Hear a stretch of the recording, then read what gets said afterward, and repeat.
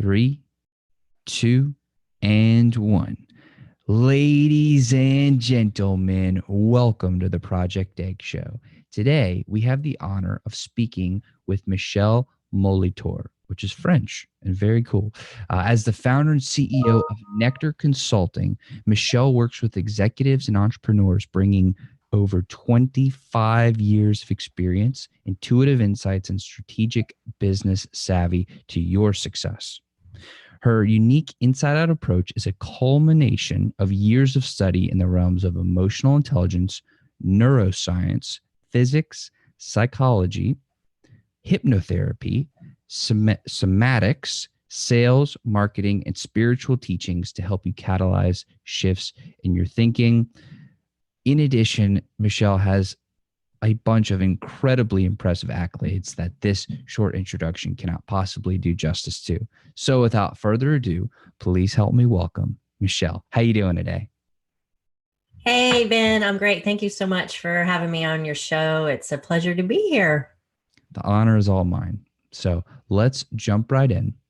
First question is, what is your story? What's my story, Morning Glory? Well, let's see. In my former career life, I was a creative director in web development at the height of the .com boom. I got picked, packed, and shipped from Atlanta all the way to San Francisco to work for a hot .com startup, and we were going to IPO the week I started. I had a golden ticket. It was going to be very, very exciting. I thought I was going to be a millionaire, Ben. And the week I started was the week we were going to IPO. It was very, very cool. And then the market crashed. Oh. Right. And so we kept persevering on. But in the meantime, I hired a couple of folks from my team. I had a team of about 20, 25 people I was managing. And some of the really smart people that I hired really had a problem working for a woman. And I essentially got bullied out of my job. And it was devastating. It crushed my confidence. And I was very much a deer in the headlights, not knowing what to do or where to turn, how to move my career forward in any way, shape, or form. And so I hired a coach to help me figure out what to do next in my life. And in that process of being coached, truly found my passion and purpose of serving others and helping others find their purpose, their North Star, if you will, and moving forward towards that. So I went on to get trained and certified as a coach and started my own company in 2001. I've been at it for almost 18 years now. And along that way, I was always in search of how to be better, the best version of myself, how to work smarter, faster, right? And there was a couple of my own stuck spots that still I couldn't get out of the way. No matter what I did, I couldn't.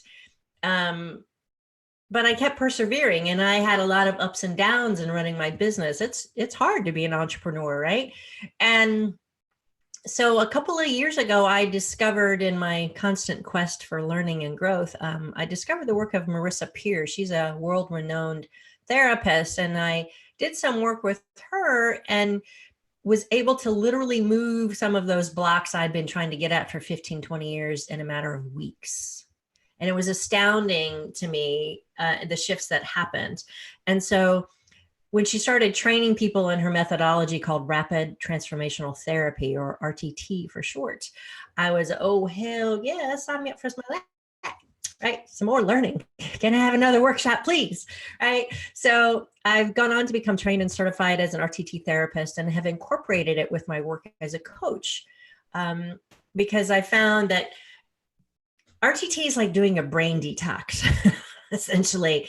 And so supporting it with coaching really gives my clients a safe container to operate from and go through this shift inside of 30 to 90 days versus months or years of therapy and coaching. So it's truly my passion and my purpose to do this work and to serve others. And I feel really blessed to be able to do what I love and love what I do every day. So that's my story in a nutshell. All right. Well, you got me very, very interested when you said the words brain detox. I have I have got to know what's going on there. Can we like seriously drill down into that? Yeah, yeah. So a brain detox is essentially a way of moving old beliefs that are at a deep subconscious level that you've been carrying around perhaps since you were a little boy, right? That you didn't even know you had, because we go through life and things happen, events happen, people say things to us, and we just take them in. Particularly as children, we're sponges, right? So we just take in information. There's no discernment that's right or wrong, good or bad. We just take it in, and then we make up stuff about ourselves based on the things we've heard and seen, right? I'm good enough, I'm not good enough, I'm smart, I'm not smart, I'm too tall, I'm too short, I'm too fat, I'm too skinny, I'm too something, right? That leaves us feeling not whole, not complete, and keeps us in a mode of searching for something, seeking, striving, right? That pushes us, and sometimes pushes us in not very good ways, right? And I'll share a story with you about that in a minute.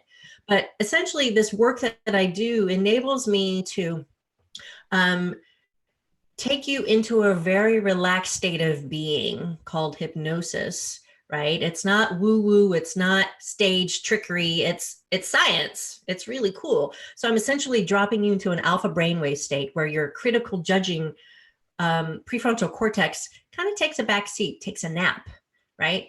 And then enables me to have a conversation with your subconscious and find out what's at the root, the cause, the reason for this block, this stuck feeling. It might even be a physical or emotional block. I've worked with folks who've had depression, PTSD, have had chronic migraines or IBS, inflammatory bowel syndrome, for 15, 20, 30 years, and have been able to remove it or significantly diminish the symptoms, the physical, the emotional symptoms that they've been dealing with for many, many, many years. It's astounding, right?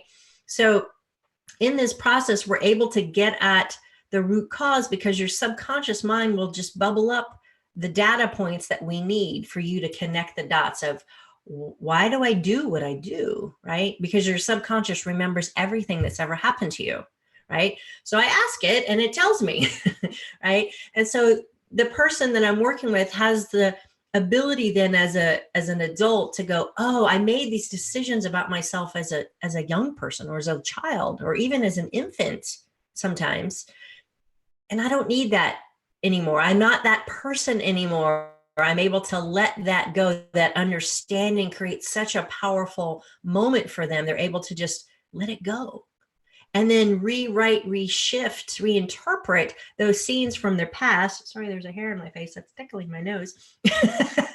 And that creates a really powerful ripple effect.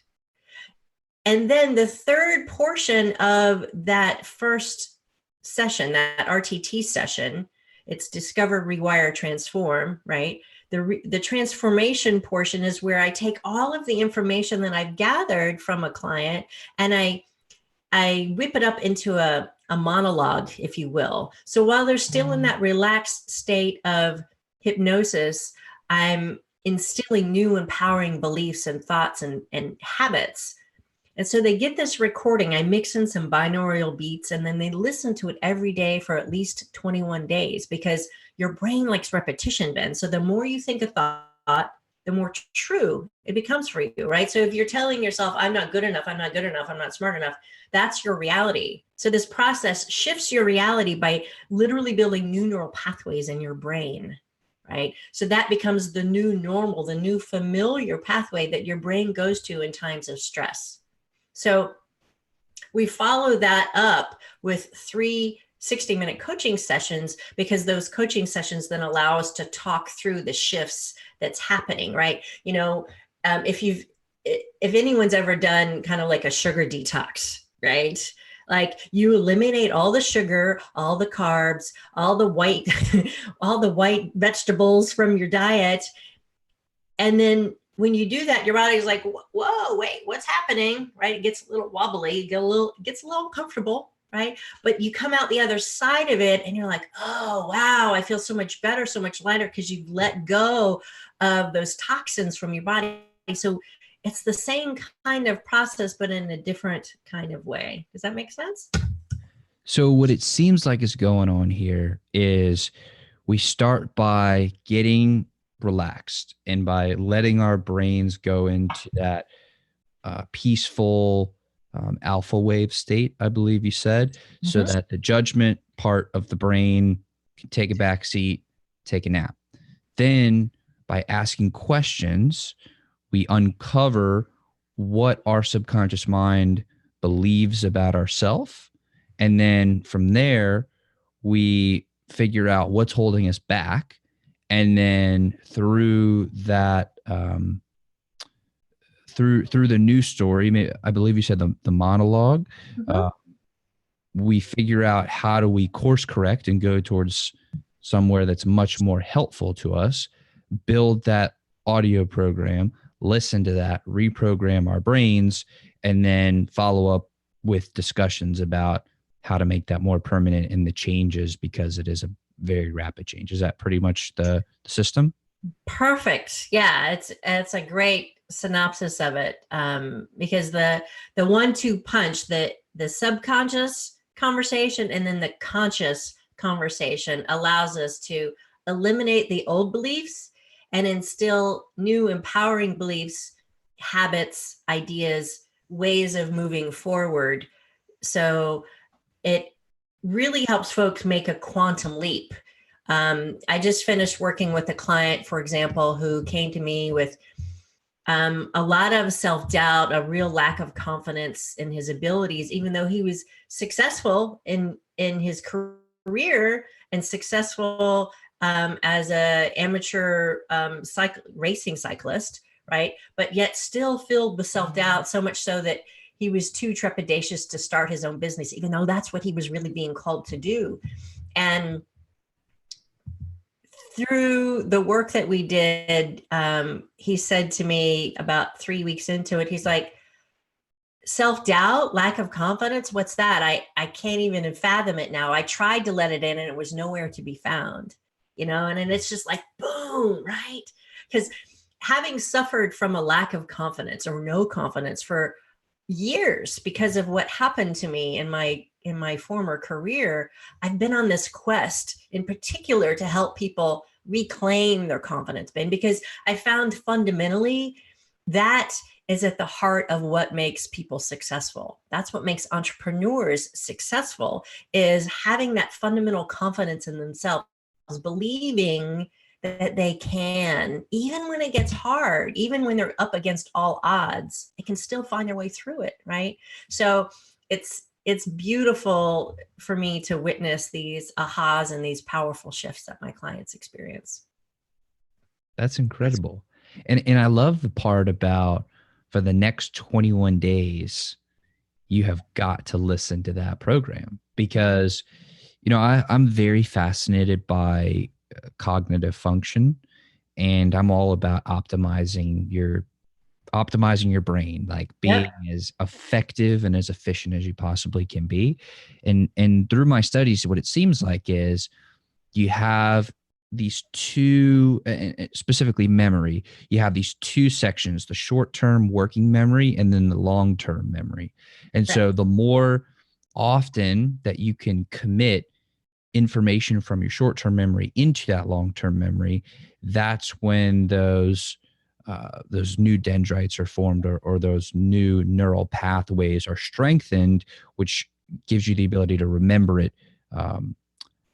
I think it makes it easier to remember it, which makes it more prevalent in your mind. So it seems like that you're almost reprogramming your brain by directly attacking what is holding you back, which I think is brilliant. And I also love what you said about the belief and the confidence, because, I talk to entrepreneurs all the time, and I've interviewed hundreds of entrepreneurs, from, billionaires to New York Times bestselling authors. And there's no way that you can do the incredible things that these people are doing, and incredible things like you're doing, without having that belief in yourself. Because if you're telling yourself, I'm going to fail, there's no way I can do it, I am just awful, I suck, then that's going to be true. Yep, It's going to be absolutely. true. Absolutely. Yeah, we truly do craft our own realities by the thoughts that we think. Your your brain responds to the words you tell yourself and the pictures you see in your head, right? So if you're telling yourself negative things and if you're seeing, catastrophic things happening to you, then you're going to see those out in the world. There's another part of your brain called the mirror neurons. I call them your emotional antennae, right? And they pick up on the things that you're looking for, right? So if you decide, oh, I want to go out and buy a new Tesla, suddenly you start seeing Teslas all over the place, right? And it's that mirror neuron effect that's happening. And so it's the same thing if you're looking for bad things. Oh, the sky's falling, the sky's falling. Well, look, bad things start to happen.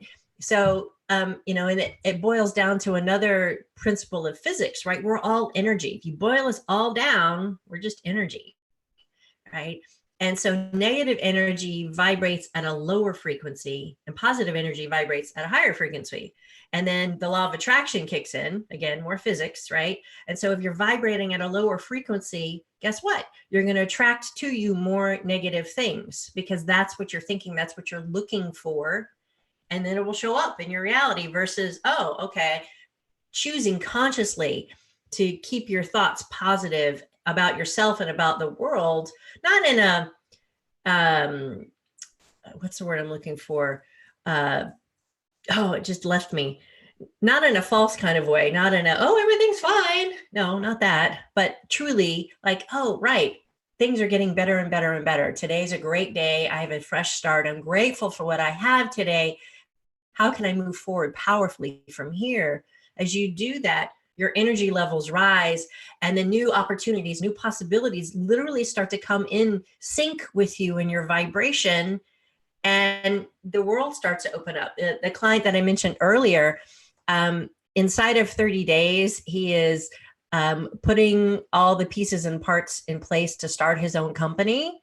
And all of the perfect contacts are just magically starting to show up. He's like, it's just happening so easy. It's amazing to me. And I'm like, yay, I love it.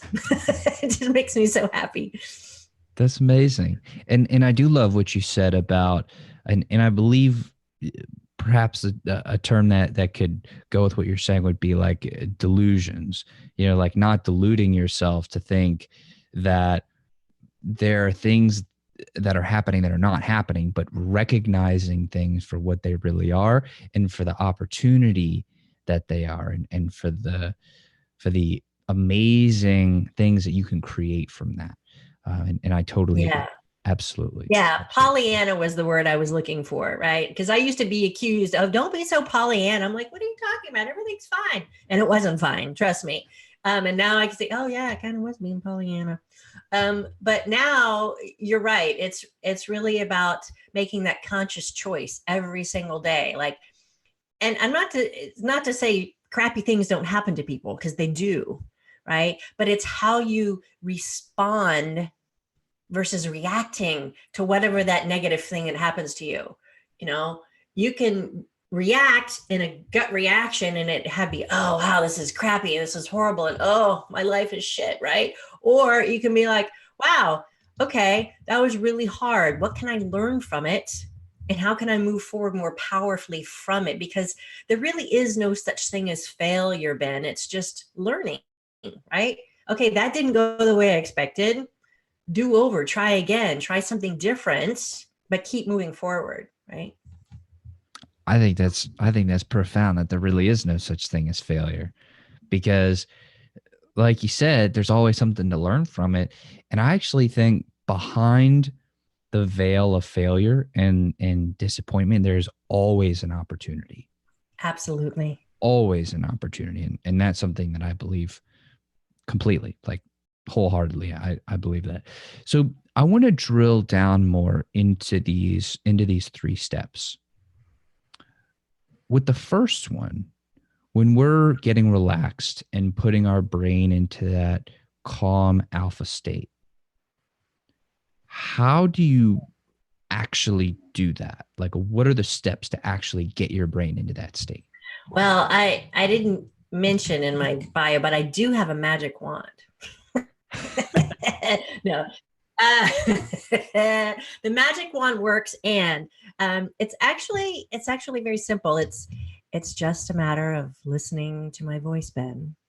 So what I have you do is I have you look up as high as you possibly can, as if you're looking into your own eyebrows, keeping your eyes glued to a real or imagined spot overhead.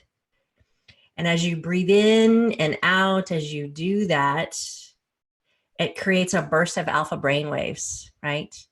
And eventually I have you just close your eyes and relax and just listen to my voice as I take you down a set of stairs, walking into a beautiful green valley. And my tone changes, right? My demeanor and how I speak to clients as I'm taking them down into a state of hypnosis changes purposefully, right? Um, to help them relax, and to create an interesting kind of pattern interrupt as they're listening to what I'm saying. And it allows them to let go of their thinking mind and to just relax further and further. And so the question that I get often is, well, can everyone be hypnotized? And the short answer is yes. And there's different degrees to it, right? Some people will drop down very quickly.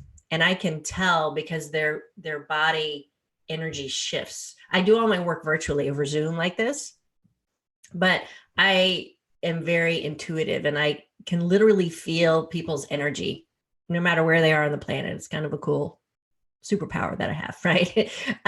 So I can tell when they're dropped into a pretty relaxed state. And there's other folks that they don't go quite as deep, but the truth is your subconscious is always listening. It's always listening. And so even if they're not as deep into a relaxed state as they might think they should be or want to be, I know that their subconscious is always listening, and all the perfect answers always come forth, even if they think, oh, well, it didn't work.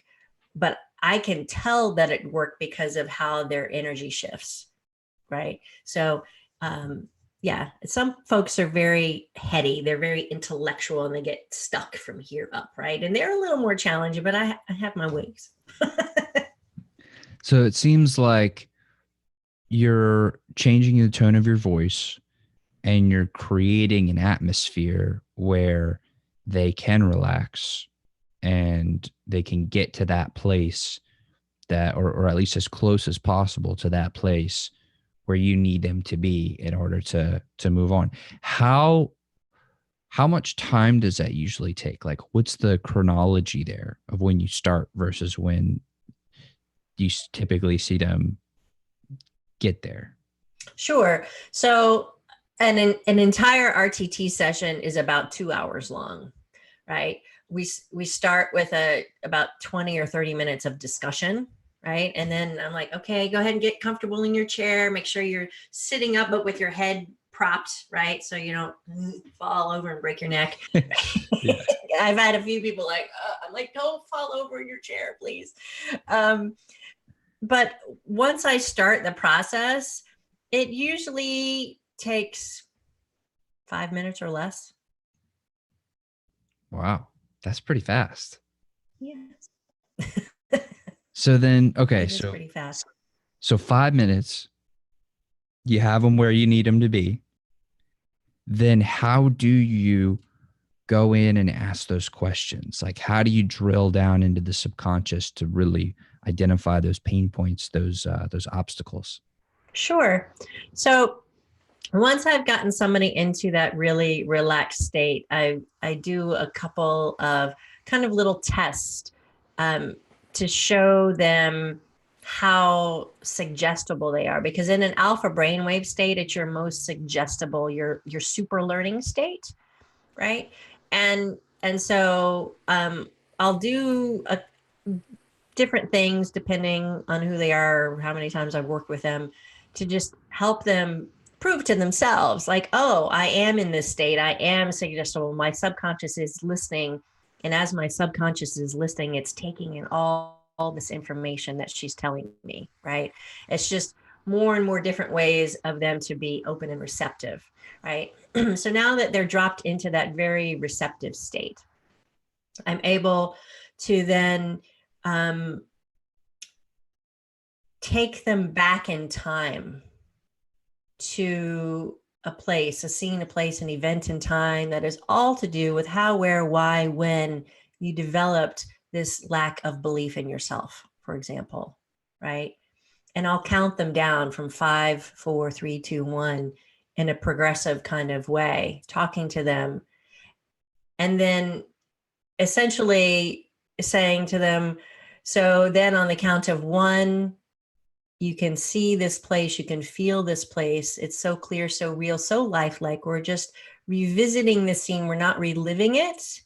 On the count of 1, just be there, just go there, just be there.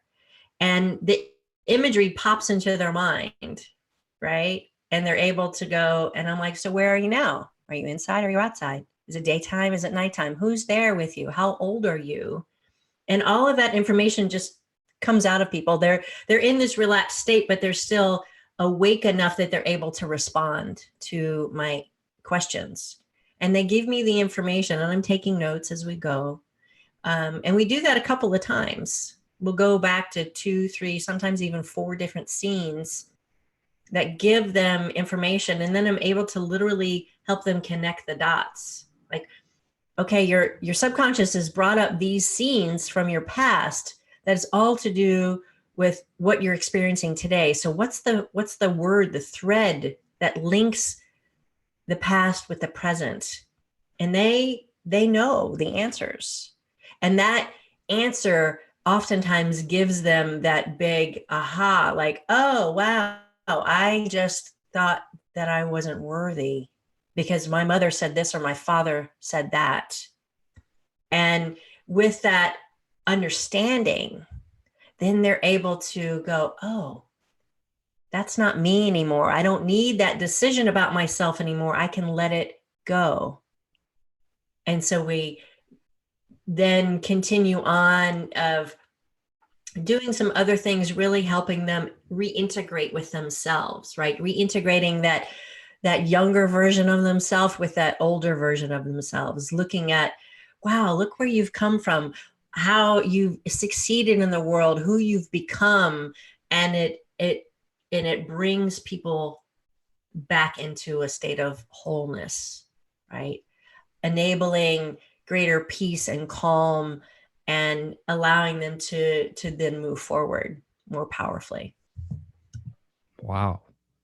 That is inspiring. Because it It's seems like super fun. I love it. it seems like unless you really can dive into this on your own, it would be so difficult to identify and I guess like remove these blockages, like this mental trash that's there that's just cluttering up your space. Yeah, that's a great way to think about it. It's like we get new phones every year, every 3 years or whatever it is, right? And the new phones have new operating systems, right? So if you think of yourself as an operating system, we put in old programs a long time ago, right? But we don't update them. So this is a process of updating your operating system quickly and easily and effortlessly. Okay, maybe not effortlessly. It takes a little bit, but it's a lot quicker, and I would say a lot less painful than doing months or years of talk therapy. I mean, and don't get me wrong, I'm not bashing talk therapy. It has its place, as does coaching.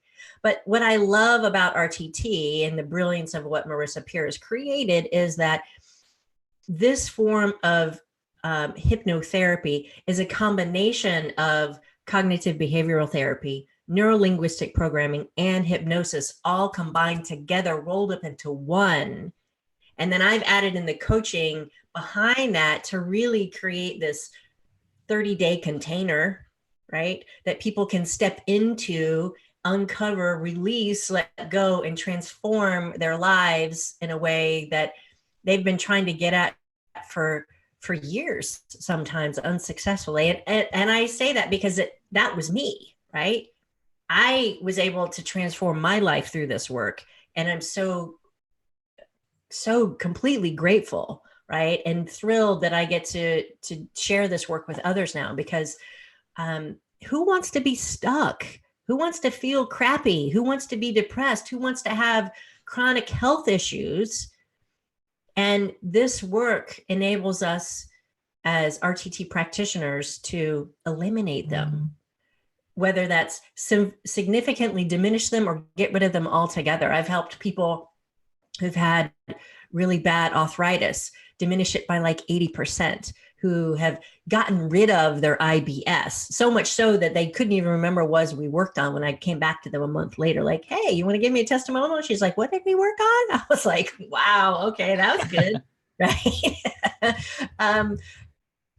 Another client of mine who very successful, created a multi-million-dollar business before he was 30, right? But nearly killed himself because he blew out his adrenals and wasn't able to work for years, several years, and was progressively getting better, but literally was only able to work a couple hours a day, right?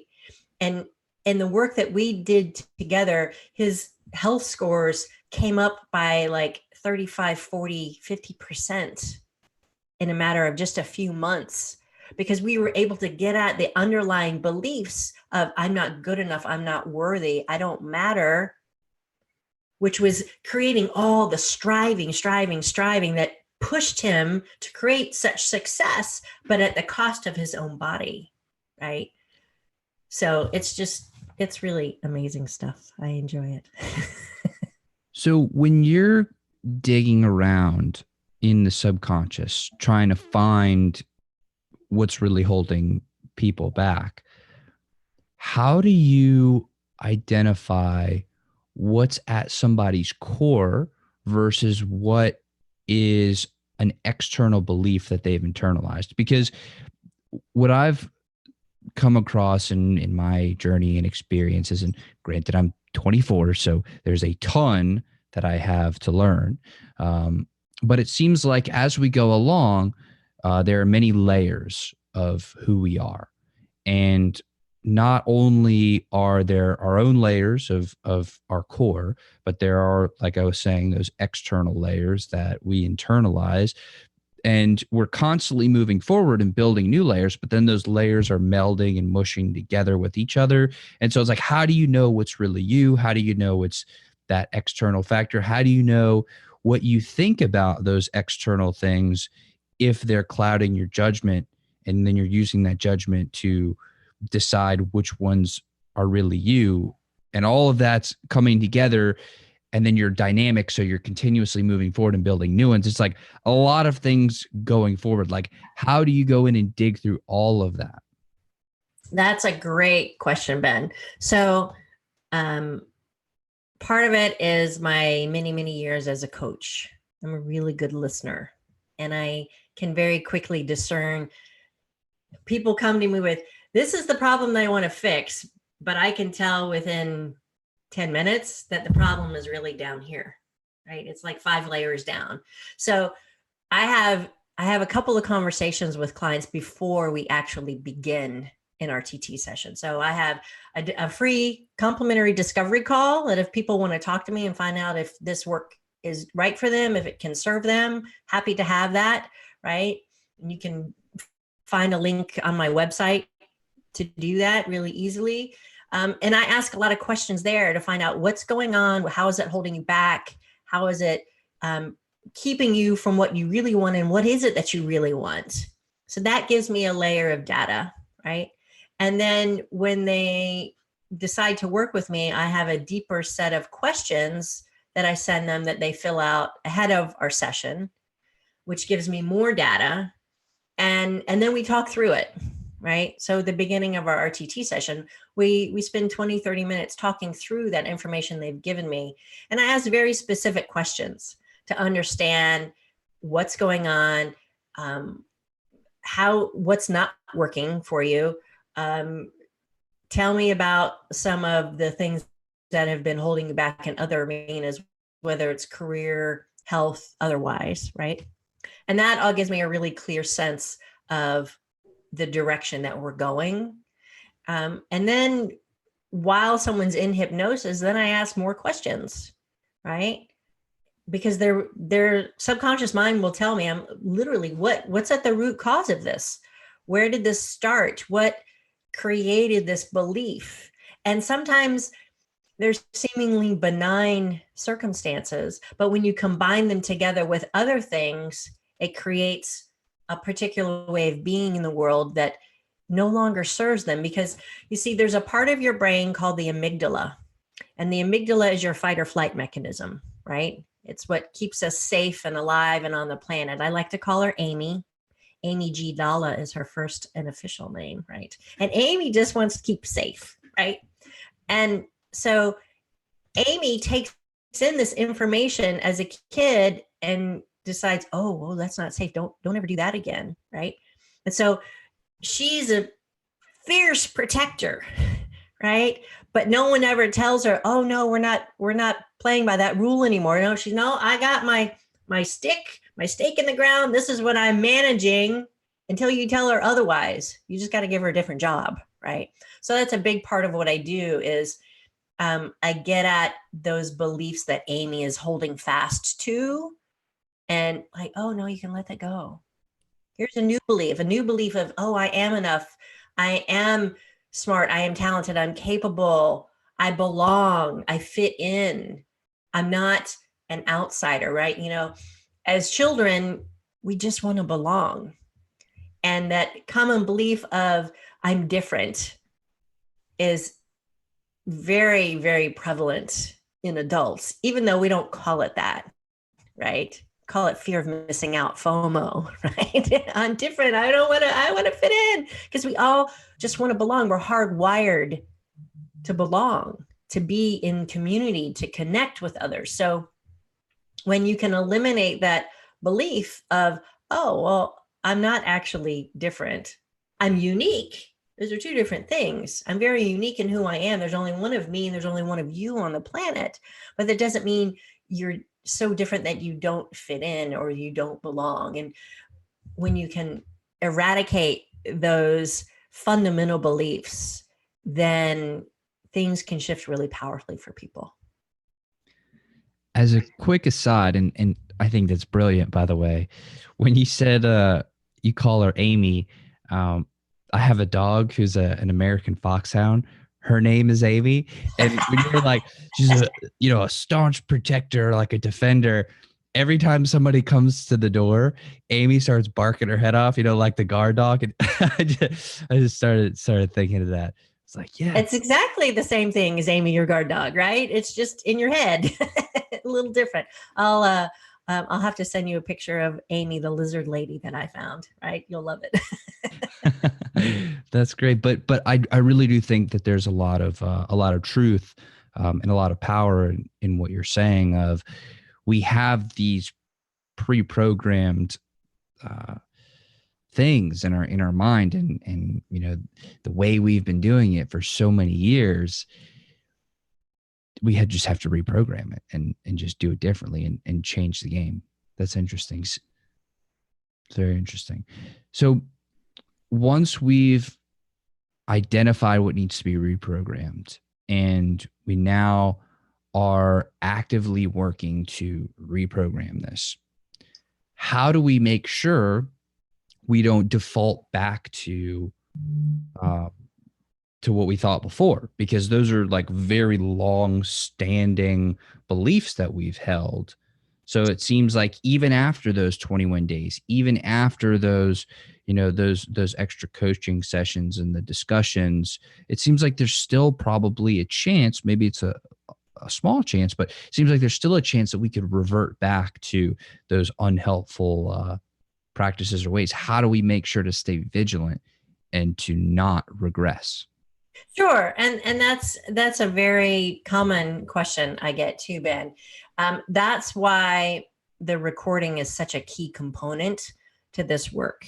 And the coaching sessions are a key component to this work, because as you're listening to that recording, you listen to it as you go to bed every night, because if you fall asleep, no worries, your subconscious is always listening. Some clients put it on repeat, right?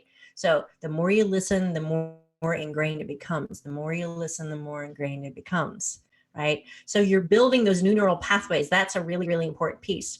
The coaching sessions are also enable me to give clients other valuable tools as well. So I have this massive coaching toolbox, right? So I might have clients do a values exercise, right? So they can get really clear on, well, what's really important to me here?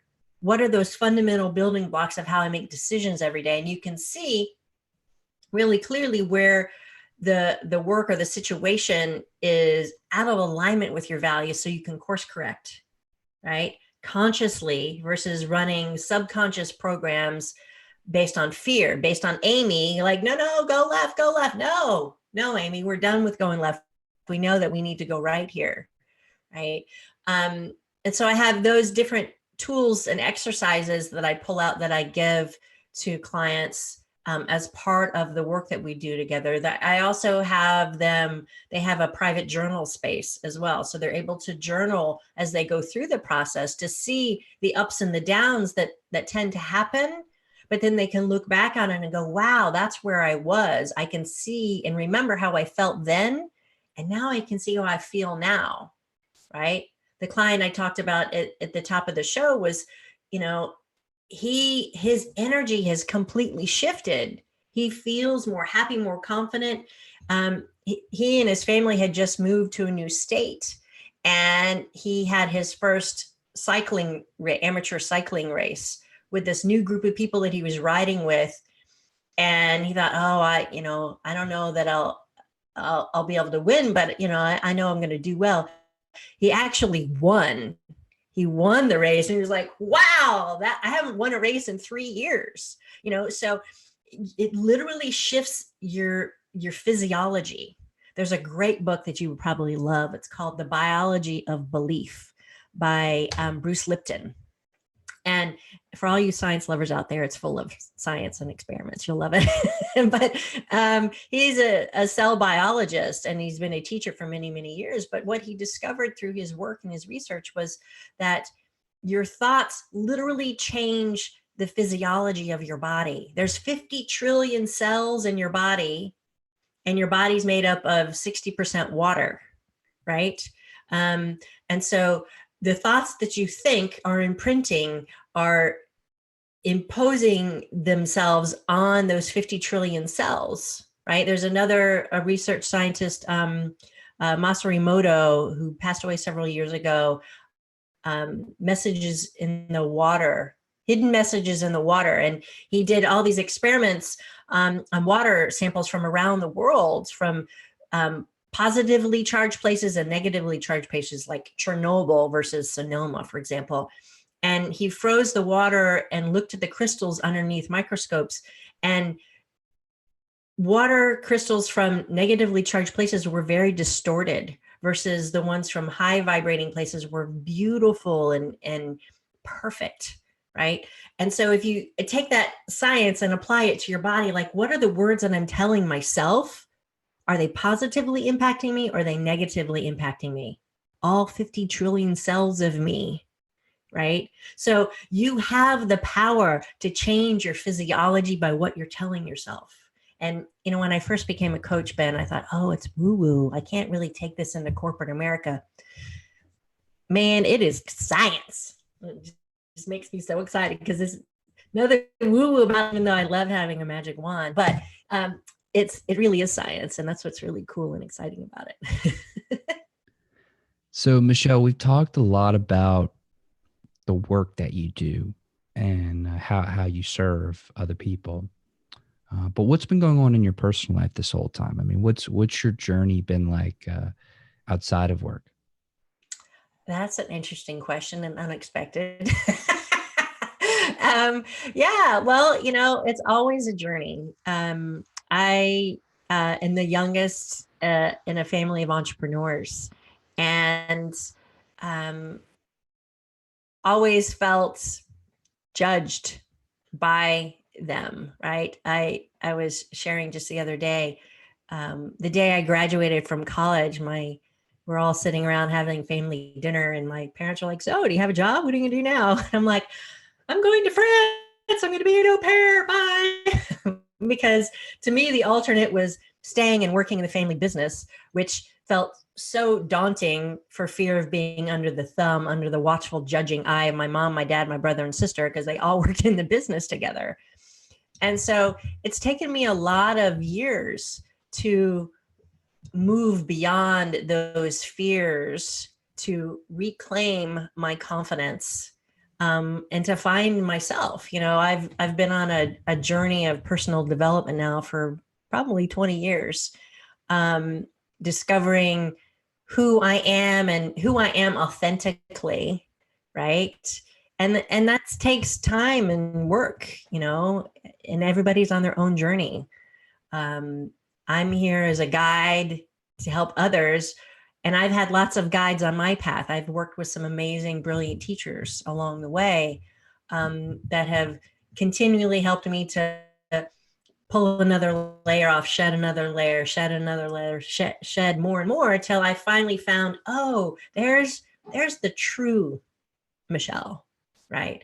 And then giving myself full permission to stand in that wholeheartedly every day, without fear of judging, or am I okay, or do you like me, or do you love me, or whatever that was. It's like, no, this is who I am, and you can take me as I am or not. That's fine, right? But I know what I'm here to do now, and I'm able to do that each and every day, and that's really freeing, And I see a lot of people who haven't created that level of understanding for themselves, and I see their pain and their heartbreak, and it moves me deeply. And it's why I'm so passionate about my work, because this is a way of helping them let go of some of those layers and to step more fully into who they are and shine their light and do their good works in the world. So that's all.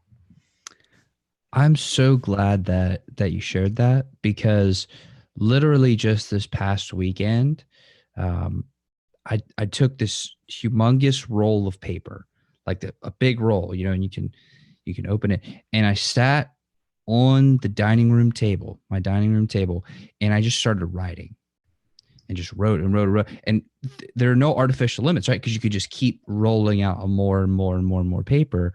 And I literally wrote out my idea of the philosophy of life.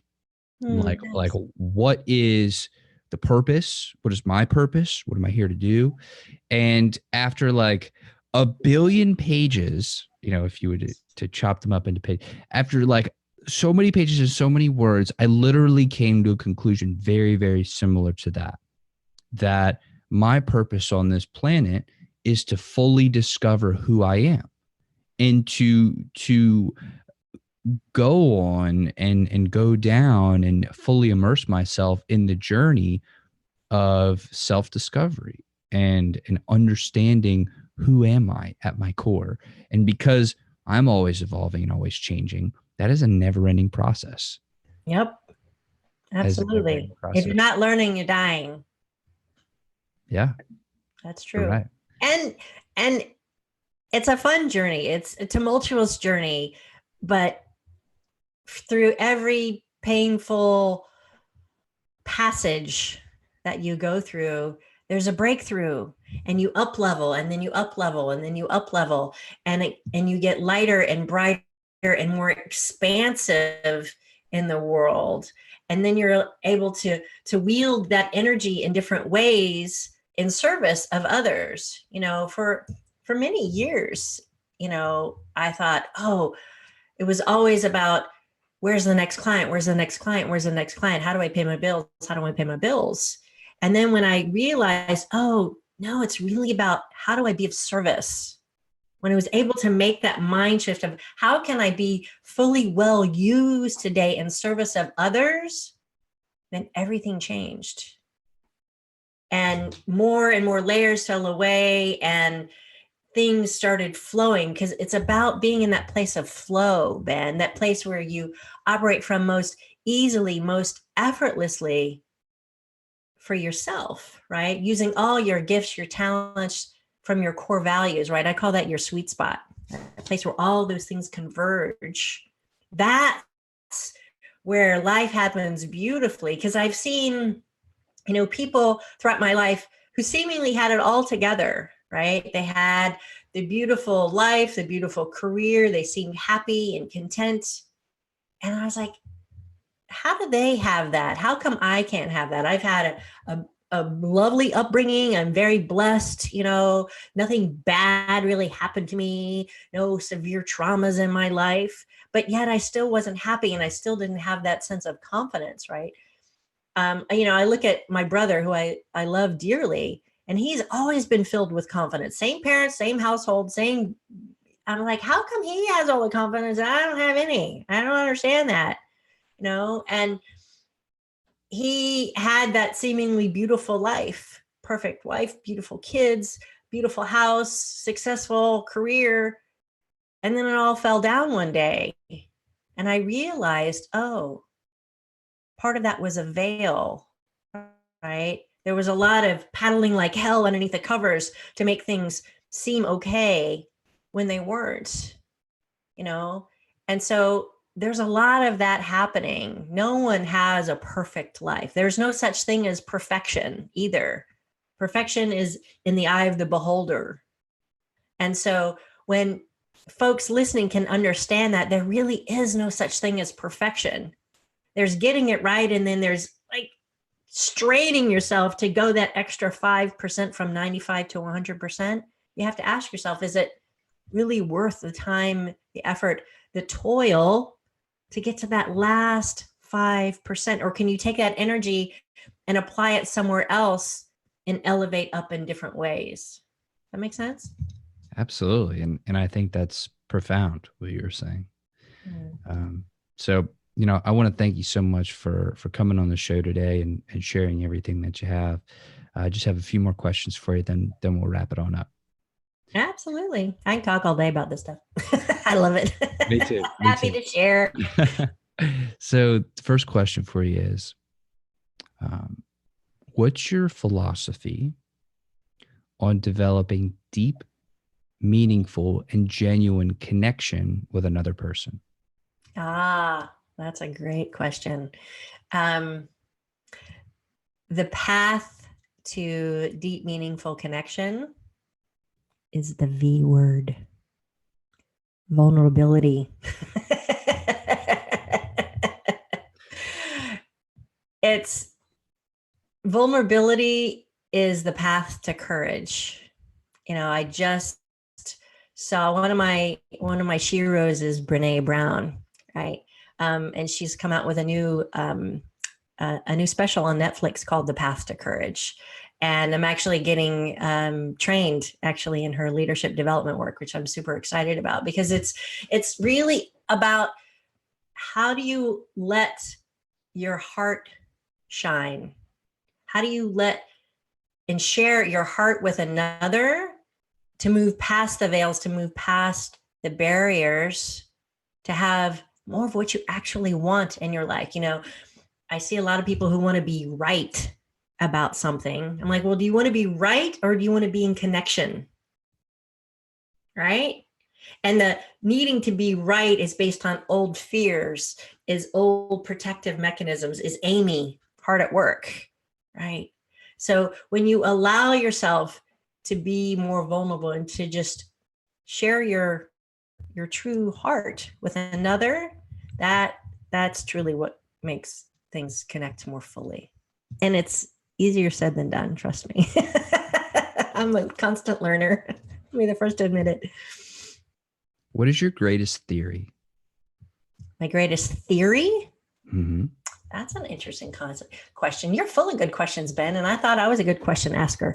My greatest theory. The first thing that pops to mind is rewire your brain, think new thoughts, and your life will follow.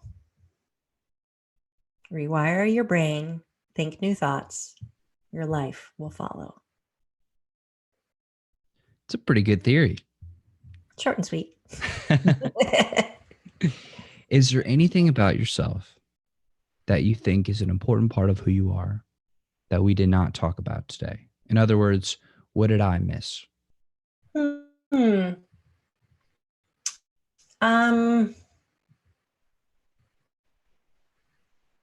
I'm a wholehearted animal lover and nature lover and compassionate towards those beings that don't necessarily have a voice, right? Whether that's the animals or the trees or the planet or children or, whomever. I think if we approach our lives and the people we come across with greater compassion and kindness, operating from a place of love first, it can make a really powerful, positive impact on those that you come in contact with and leaves them feeling a little lighter and brighter, which then creates this powerful ripple effect around the globe. So I'm 24 and I really got to know what questions should I be asking you? Like specifically me asking specifically you with your knowledge, your wisdom, your genius that I just wouldn't think to ask. Wow. Perhaps the question might be, what do you want your younger self to know? If you could go back and tell the younger version of you the secret to having a happy, fulfilled life, what would you tell them? Right? So if you were asking me that question, then my response would be, wow, it really hits me, actually.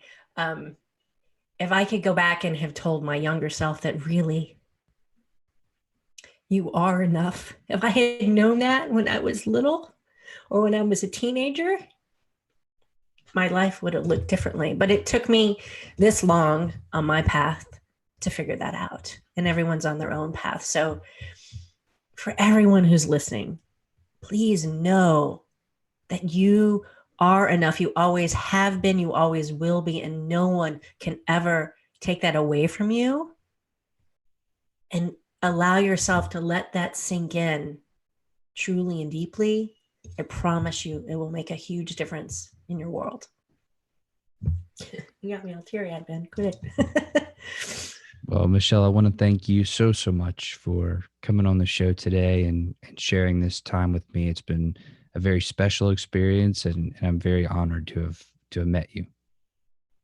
Oh, thank you so much, Ben. It's been a real joy to meet you and share some of these bits with you and your listeners. And I just, I hope to make positive ripple effects around the planet with those who are listening, and really many blessings to you and the good works that you're doing here in the world and you're sharing with others. So thank you very much.